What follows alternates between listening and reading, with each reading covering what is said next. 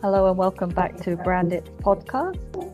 Today we have with us Lorenzo Litta, Brandit's CBO, and we're going to be talking about the growing number of crypto companies bagging sports sponsorship deals and what this means from an IP perspective. Thank you for joining us today, Lorenzo. Thank you, Carrie. So why do you think a lot of crypto companies are hitting the sports industry so aggressively with all of these sports sponsorship deals? Well, that's a very good question. First of all, sponsorships and getting into the sports industry allows brands to get a very important component, which is the emotional connection with the fan and with the sports brands.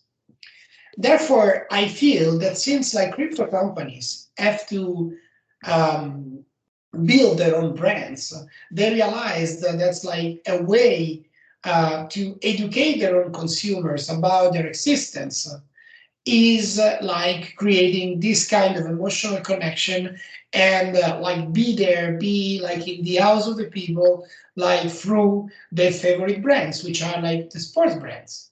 At the end, crypto is not just a shoe, a watch, or any kind of commodity. And also getting into crypto, into the crypto industry, into the crypto philosophy is very much something cultural. And therefore, the sponsorship agreements with events, arenas, teams, etc., it's ideal to make a positive and emotional connection, as I said. And also, this kind of sponsorship deals brings your brand to the masses. I see. And I guess there's still quite a bit of skepticism around cryptocurrencies at the moment. And having their brands highlighted on such big stages will make it more normal for everyone. Exactly. At the moment, the crypto industry is still largely an unregulated asset class. And in such an unknown, fast-growing and cluttered market, the fight is to get not just recognition, but also users. I read a Crypto.com report recently that stated the global crypto population has increased by 178% in 2021, which means that basically it's 3 times bigger and is predicted to reach 1 billion by the end of 2022. However, just a fraction of those are currently the company's customers. Okay. See, that's quite funny though, as you would think such crypto companies would use more innovative virtual ways of advertising their brands, no? That's true. However, I think that in particular because they are so innovative as companies, these more traditional advertising methods are very important for them for building trust into themselves, in crypto brands, especially since it deals with something like taking care of people's money. And when we go to money, people are very traditional. Good point. So what do sports organizations get from the deals, apart from the money, of course? Yeah, well, apart from the financial aspect, it is important for them as they want and need to attract new generations of fans, next generation fans. And these kind of deals look to tap into crypto companies' young user base, and at the same time, they can create a legacy with their fans with fan tokens. Mm-hmm. And do you think this is a positive move for both parties? I think, in the short term, yes.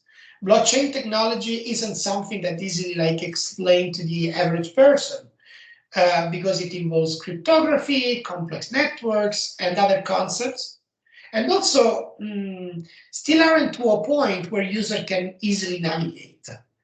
For me, there are still questions about whether the foundations and interfaces are advanced enough to warrant the aggressive push toward mass adoption. These are all the moving parts in this ecosystem, and it seems the pace for innovation has definitely accelerated, in particular after the pandemic. But are we doing things in the right sequence? Yeah, that's a good question. And what about from an IP point of view? What should sports sponsorship deals take into consideration from a trademark and a brand management context? Well, let's take the stadium or arena naming rights agreement, for example. If we look at it from a legal technical perspective, this is a very unique type of trademark license agreement in which the licensor pays the licensee. And instead of the licensee receiving a privilege, the licensee accepts an obligation to use the licensor's brand on a stadium or arena signage. But the general principles of a trademark license remain. What is critical here, though, is for both parties to have a concrete agreement outlining how and where the stadium or arena operator can and must use the licensor's name. For example, can the venue operator create ancillary goods like shirts, hats, and tote bags with the licensed stadium name on them? A clear approval process is also essential to protecting the brand's public image. And on that, I would like to open like a short parenthesis. Mm-hmm. I mean, this is something like talking about stadium rights, naming rights, arena rights. It's something that is kind of normal right now.